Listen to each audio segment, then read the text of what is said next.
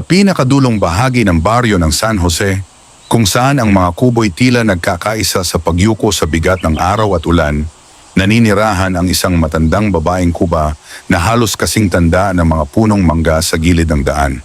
Siya'y tinatawag ng lahat na Aling Iska, isang pangalang binibigkas ng may halong pangungutya at pagkamuhi na parabang ang bawat pantig ay paalala ng kanyang pagiging kakaiba. Ang kanyang likod ay baluktot na tila pasan ang kasalanan ng buong baryo at ang kanyang mukha ay bakas ang mga taon ng pagtitiis. Mga matang malalim ang hukay, mga labi bihirang ngumiti at balat na tila hinubog ng araw at luha. Sa San Jose, may tahimik na batas na hindi kailanman isinulat. Ang mahihinay dapat manatiling tahimik at ang kakaiba'y dapat manatiling nasa anino. Si Aling Iska ay naging buhay na halimbawa ng batas na iyon. Tuwing umaga, habang ang mga tao'y nagbubukas ng tindahan at ang mga batay naghahabulan sa alikabok ng daan, siya na may marahang naglalakad, may bitbit na bayong na halos walang laman. Ang kanyang mga hakbang ay mabagal, hindi lamang dahil sa kanyang katawan, kundi dahil sa bigat ng mga matang sumusunod sa kanya. Mga matang humuhusga, nanunuya at kung minsan nagtatapon ng masasakit na salita na mas matalim pa sa kutsilyo. May mga pagkakataong siya ay tinatawanan ng mga kabataan, ginagaya ang kanyang lakad at anyo. May mga sandaling ang kanyang bayong ay sinisipa ng mga lalaking lasing sa tapang at yabang. At sa tuwing siya ay mapapadapa, walang kamay na aabot upang tumulong.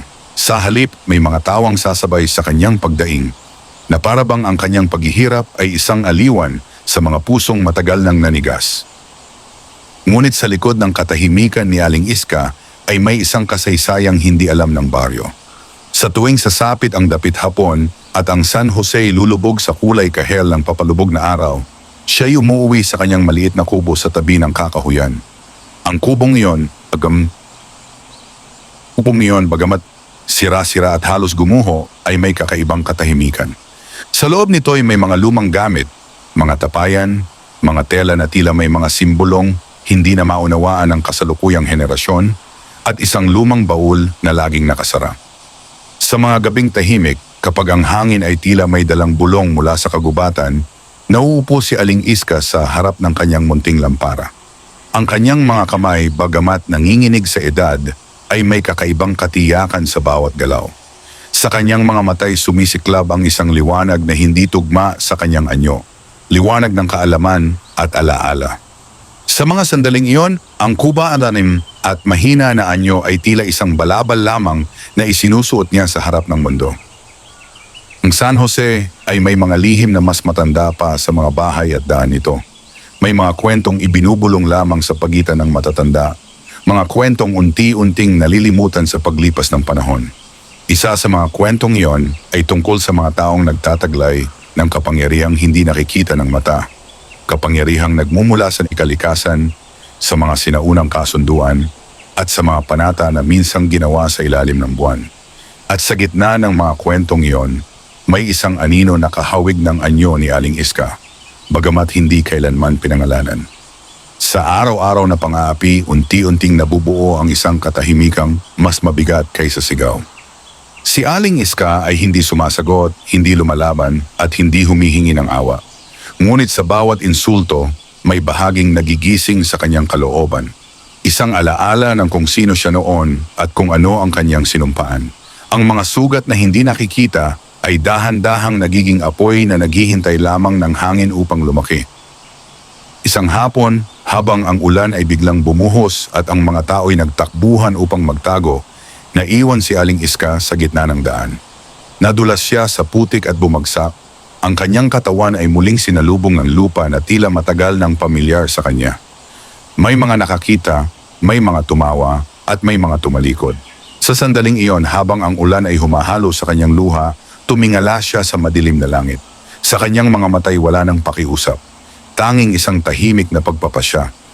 Sa pag-uwi niya sa kanyang kubo, ang bawat hakbang ay tila may kasamang bigat ng isang panata. Sa loob ng kubo, binuksan niya ang lumang baul na matagal nang nakasara. Mula roon ay kinuha niya ang isang bagay na tila kasing tanda ng kanyang mga alaala. Sa liwanag ng lampara, ang bagay na iyon ay kumislap at sa unang pagkakataon matapos ang maraming taon, ang katahimikan ng San Jose ay tila may naramdamang pagbabago.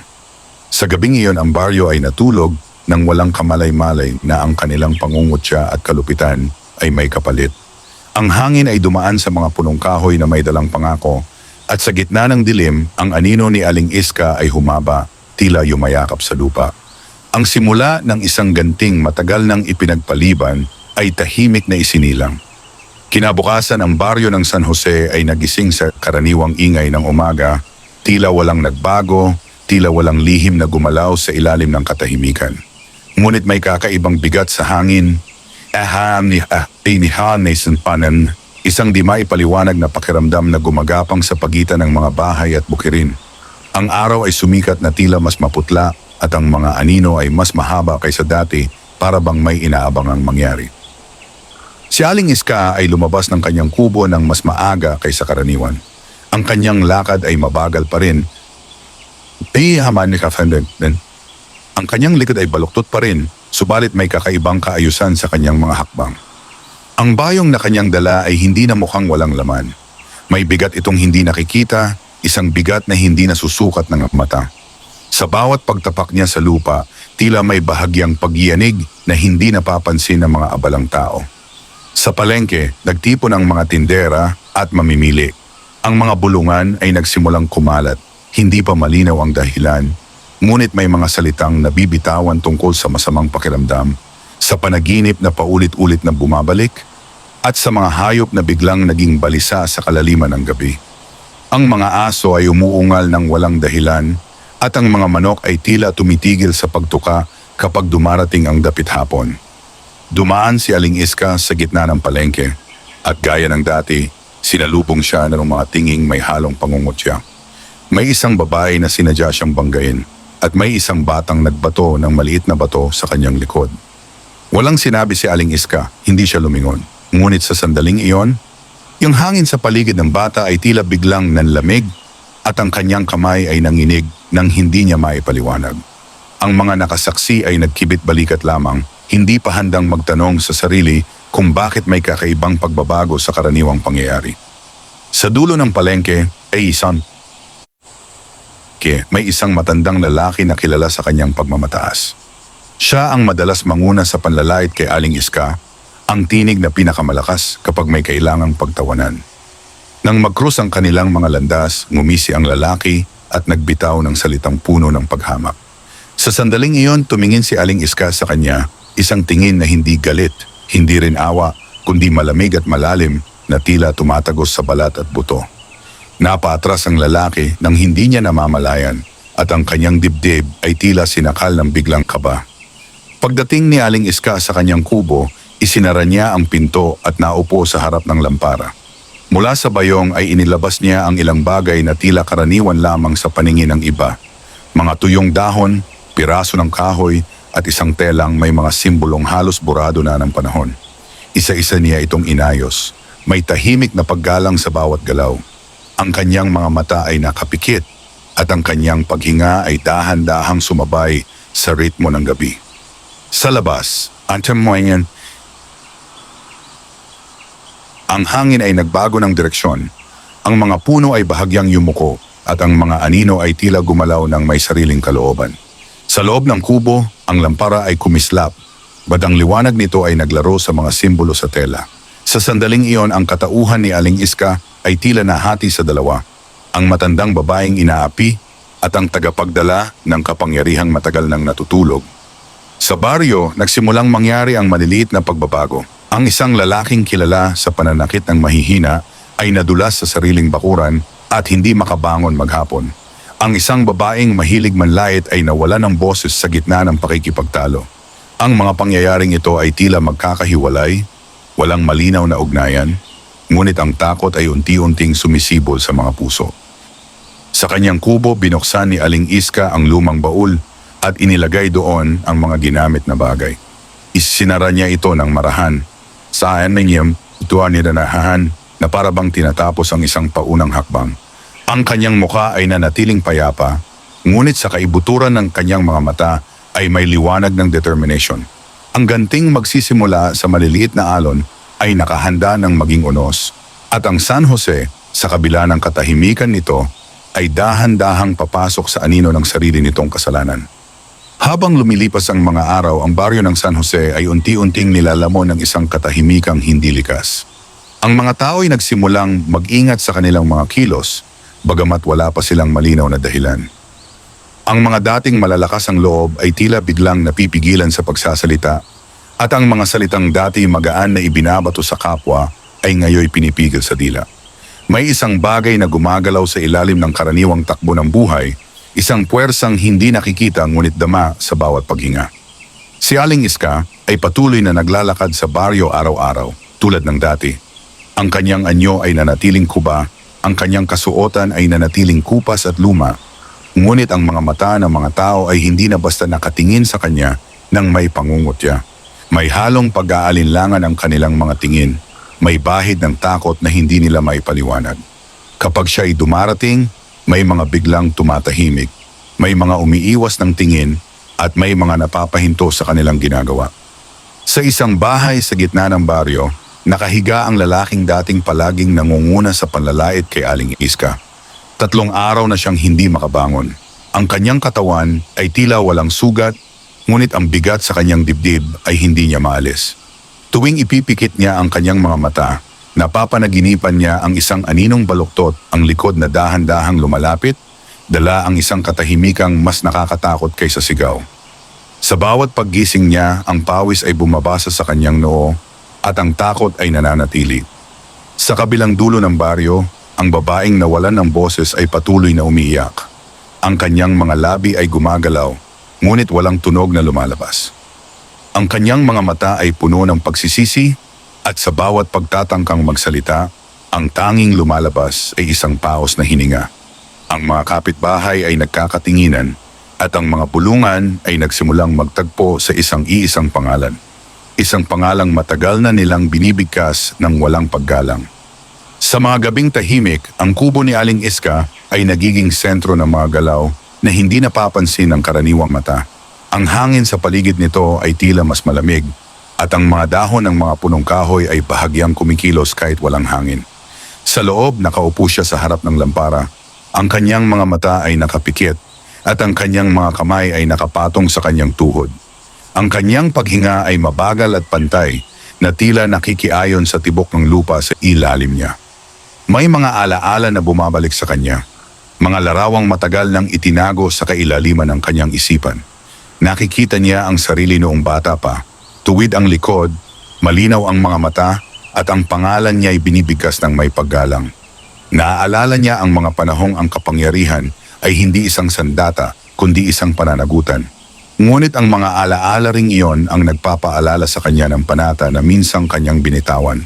Ang hindi kailanman gamitin ang kaloob upang manakit, maliban kung ang katahimikan ay naging kasabwat ng kasamaan. Sa San Jose, ang mga tao ay nagsimulang maghanap ng paliwanag. May mga nagpunta sa simbahan, may mga nagsindi ng kandila, at may mga nagdasal ng mas taimtim kaysa dati.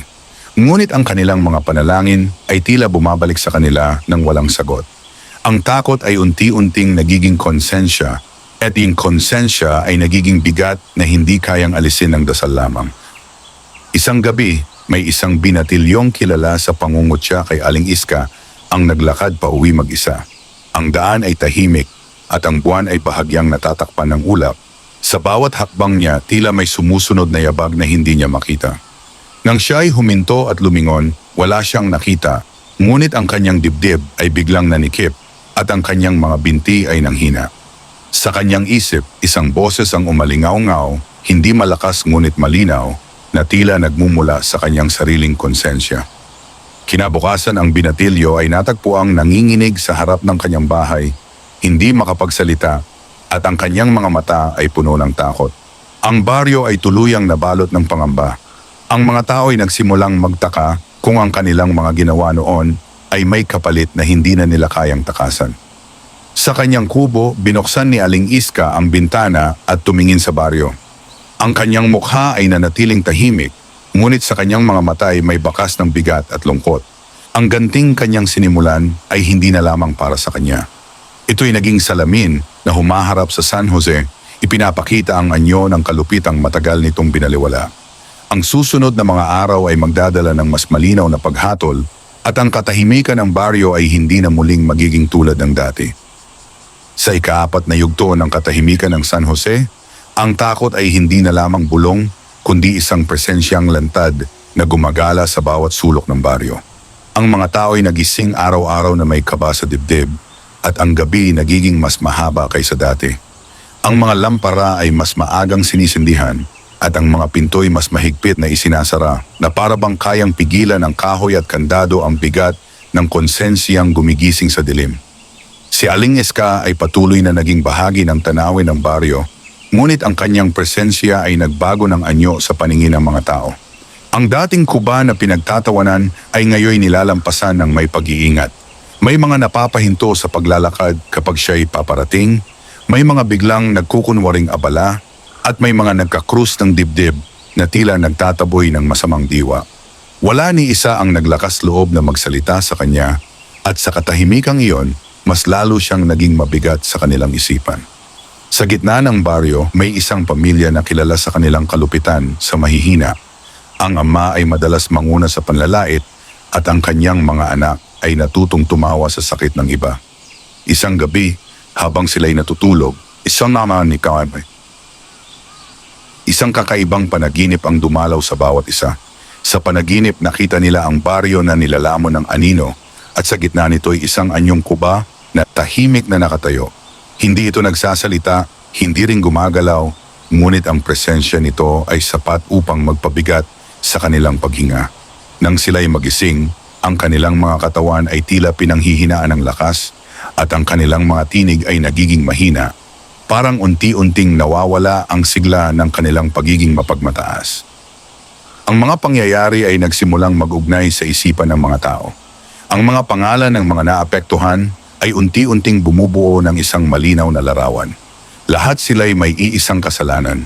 At iyon ay ang pananakit at pang-aapi kay Aling Iska.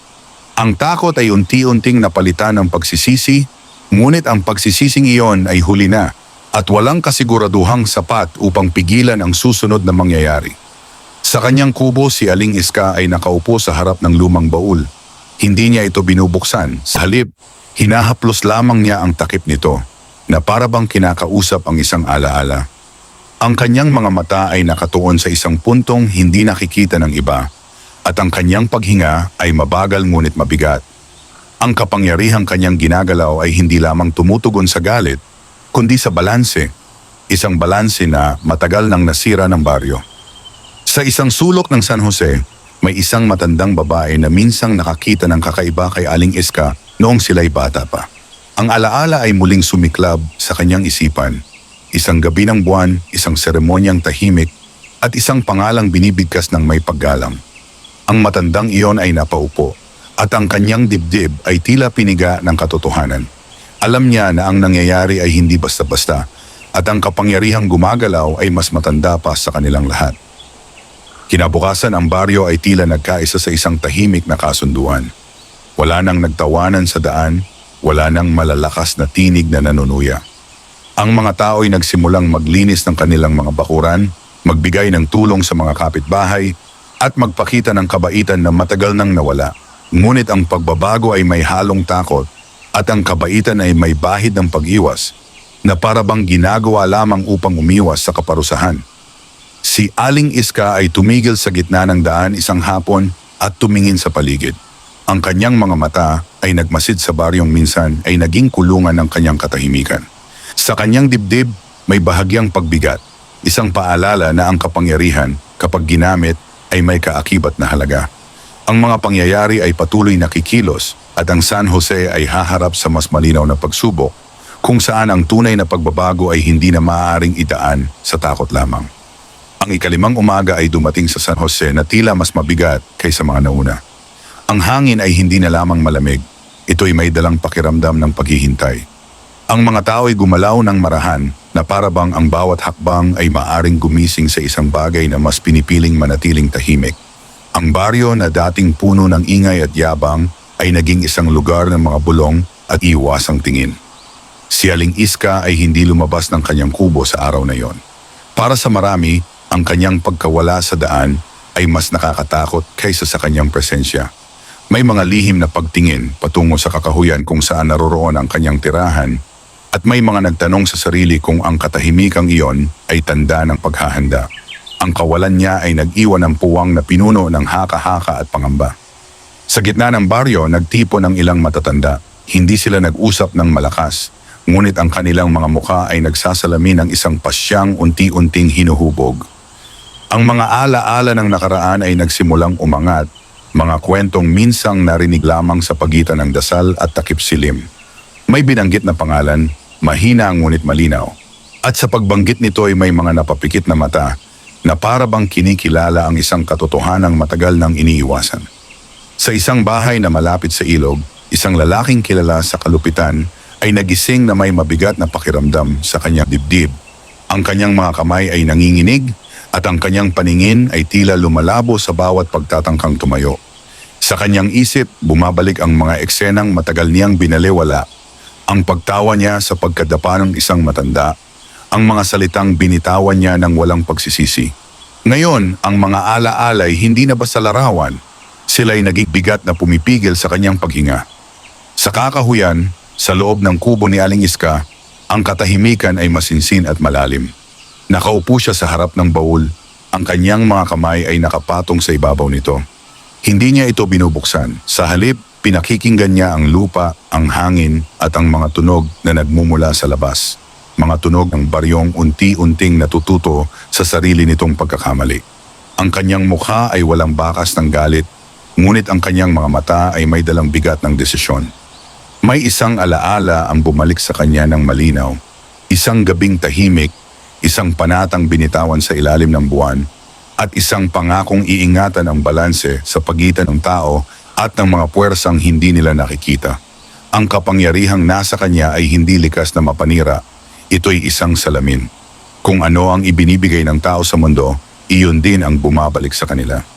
Sa San Jose, ang salaming iyon ay matagal nang nabasag, at ang mga piraso nito ay ngayon nagbabalik bilang mga sugat na hindi nakikita. Sa baryo, may mga unang pagtatangka ng paglapit.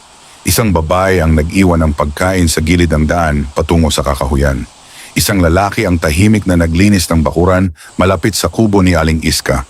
Wala sa kanila ang naglakas loob na humarap sa kanya, ngunit ang mga kilos ay may dalang pag-amin. Ang mga mata ng baryo ay unti-unting bumabaling sa loob, hinaharap ang sariling anino. Nang lumubog ang araw, isang kakaibang liwanag ang sumilay sa pagitan ng mga puno. Hindi ito maliwanag, ngunit sapat upang mapansin ang mga hayop na tahimik na nagtipon sa paligid. Sa loob ng kubo, tumayo si Aling Iska at dahan-dahang binuksan ang baul. Ang hangin ay bahagyang gumalaw at ang gabi ay tila humawak ng hininga. Ang susunod na hakbang ay hindi na lamang tungkol sa pagganti, kundi sa paghatol. Isang paghatol na magtatakda kung ang San Jose ay karapat-dapat pang magbago o tuluyang haharap sa bunga ng sarili nitong kalupitan. Sa pagbukas ng baul, ang katahimikan ng kubo ay lalong tumindi, na para bang ang hangin mismo ay naghintay ng pahintulot. Hindi maliwanag ang liwanag na lumabas, ngunit may lalim itong hindi kayang ipaliwanag ng karaniwang paningin. Si Aling Iska ay tumayo roon ng matatag, ang kanyang anyong kuba ay tila aninong hinubog ng mga taon, at sa likod ng anyong iyon ay ang bigat ng isang pasyang hindi na maaaring bawiin. Sa San Jose, ang gabi ay dahan-dahang bumaba.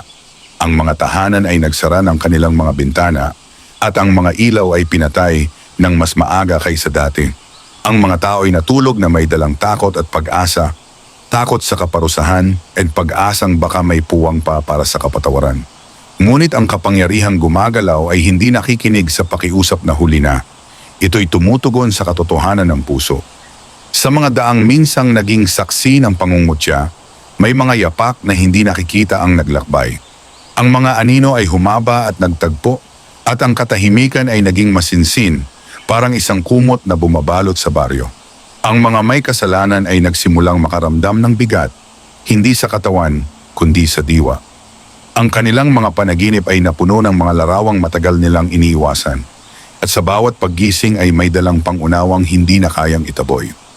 Isang lalaki ang nagising sa gitna ng gabi. Ang kanyang dibdib ay mabigat at ang kanyang mga mata ay puno ng luha na hindi niya inaasahan. Sa kanyang isip, malinaw ang larawan ng matandang babaeng minsan niyang tinulak, ang pagkatumba nito na sinabayan niya ng tawa. Ngayon, ang tawang iyon ay bumalik bilang katahimikang sumasakal. Sa kabilang bahay, isang babae ang napaupo sa kama, ang kanyang mga kamay ay nanginginig at ang kanyang mga labi ay bumubuo ng mga salitang matagal niyang hindi binigkas, mga salitang paghingi ng tawad na walang makarinig. Sa kubo, isinara ni Aling Iska ang baul. Ang kanyang mga mata ay nakatuon sa dilim sa labas ng bintana. Alam niyang ang nangyayari ay hindi na maaaring pigilan, ngunit maaari pa itong gabayan. Ang kapangyarihan ay dumadaloy hindi bilang galit, kundi bilang paghatol na naghahanap ng balanse. Ang bawat kaluluwang tinatamaan ay binibigyan ng pagkakataong harapin ang sarili nitong anino. Sa kalagitnaan ng gabi, may ilang naglakas loob na lumabas ng kanilang bahay at lumuhod sa mga daang dati kanilang nilapastangan. Walang salitang binigkas, ngunit ang kanilang mga luha ay nagsalita para sa kanila. Ang lupa na matagal ng tahimik na saksi ay tila tumanggap ng kanilang pag-amin. Ang San Jose ay huminga ng mabigat. Ay abdidam, na parabang sa unang pagkakataon ay kinikilala nito ang sarili nitong sugat. Sa pagsapit ng madaling araw, ang bigat sa hangin ay bahagyang nagbago. Hindi ito nawala, ngunit naganyo itong mas malinaw. Isang paalala na ang bawat gawa ay may katapat na bunga. Si Aling Iska ay naupo muli, ang kanyang katawan ay tila mas pagod, ngunit ang kanyang diwa ay nananatiling matatag. Ang ika-6 na yugto ay nagtanim ng binhi ng pag-unawa at ang mga susunod na araw ang magpapasya kung ang binhing iyon ay tutubo bilang tunay na pagbabago o malalanta sa ilalim ng lumang gawi ng kalupitan.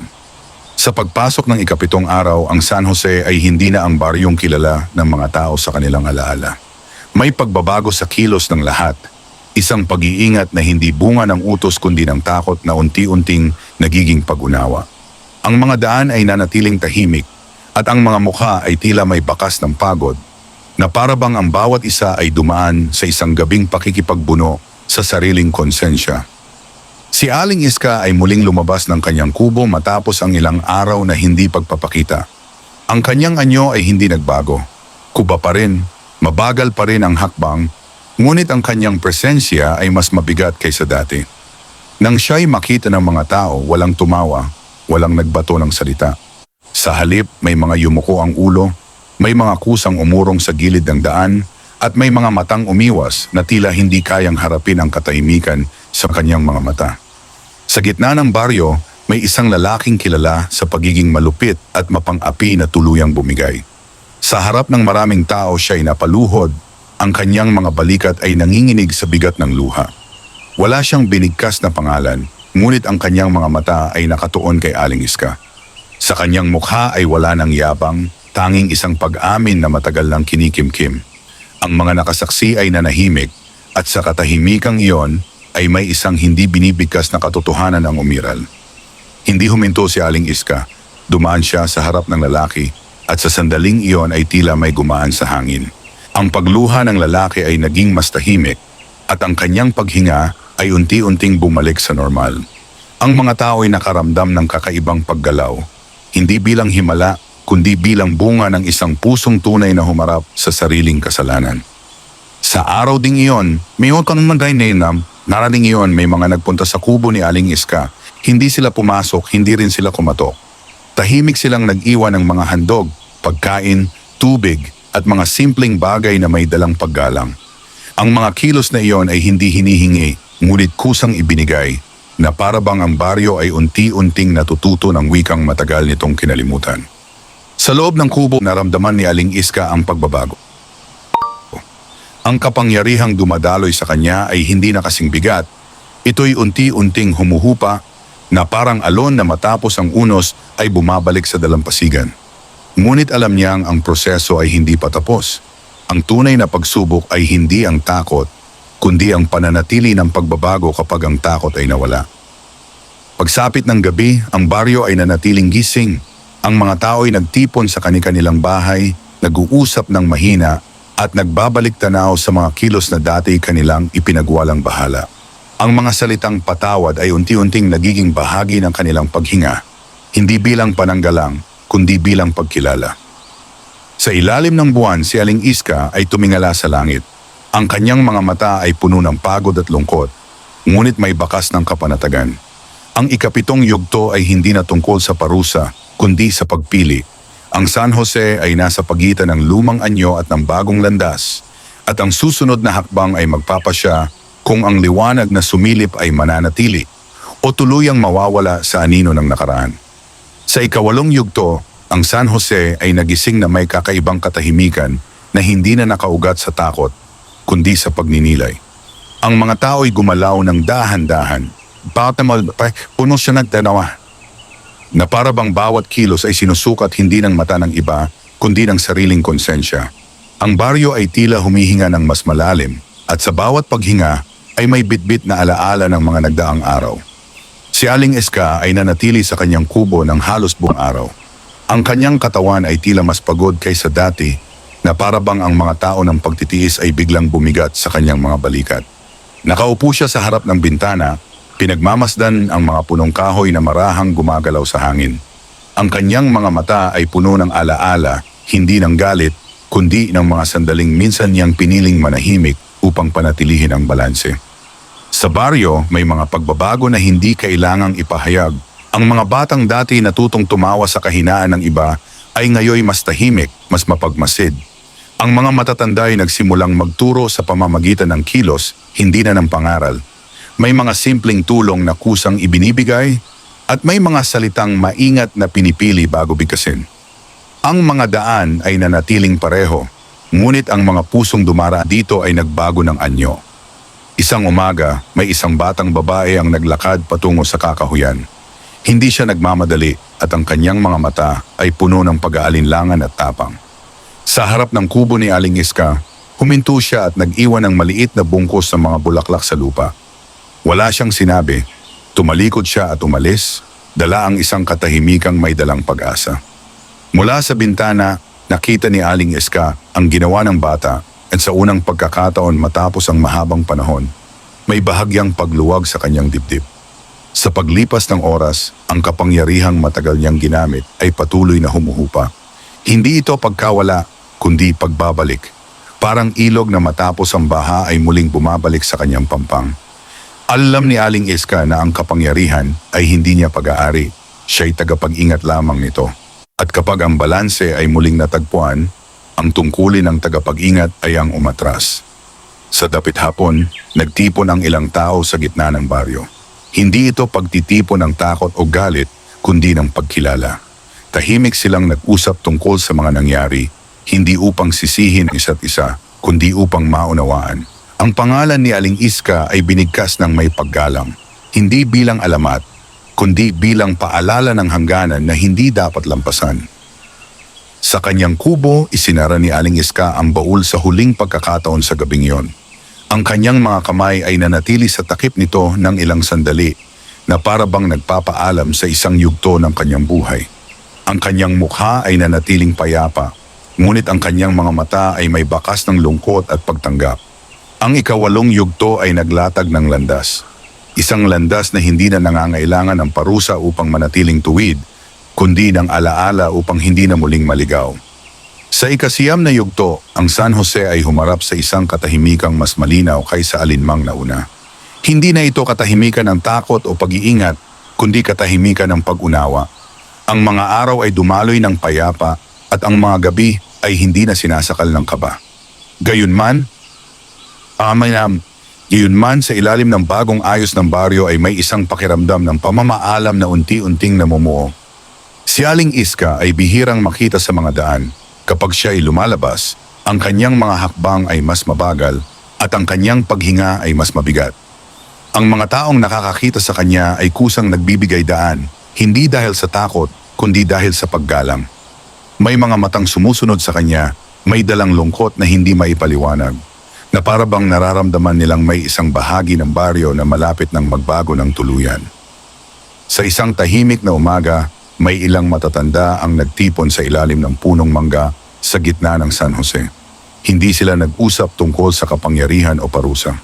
Sa halip, binalikan nila ang mga alaala ng baryo, ang mga panahong ang pagtawa ay hindi nakakapanakit at ang pagkakaiba ay hindi itinuturing na kahinaan, Sa kanilang mga tinig ay may pangakong hindi binibigkas ng malakas, ngunit malinaw sa bawat titig. Sa kubo si Aling Iska ay nakahiga sa banig, nakatingin sa kisame, nayari sa pawid. Ang kanyang isip ay payapa, ngunit ang kanyang katawan ay pagod na pagod. Alam niya na ang mga puwersang matagal niyang iningatan ay bumabalik na sa pinagmulan nito. Ang tungkulin ay nagampanan at ang balanse ay muling naituwid. Ang natitira na lamang ay ang tahimik na pagharap sa sariling hangganan. Isang hapon dumalaw ang matandang babaeng minsang nakaalala ng kanyang tunay na anyo. Wala silang sinabi sa isa't isa ng matagal. Nagkatinginan lamang sila at sa katahimikang iyon ay may palitang naganap. Isang pagkilala ng nakaraan at pagtanggap ng kasalukuyan.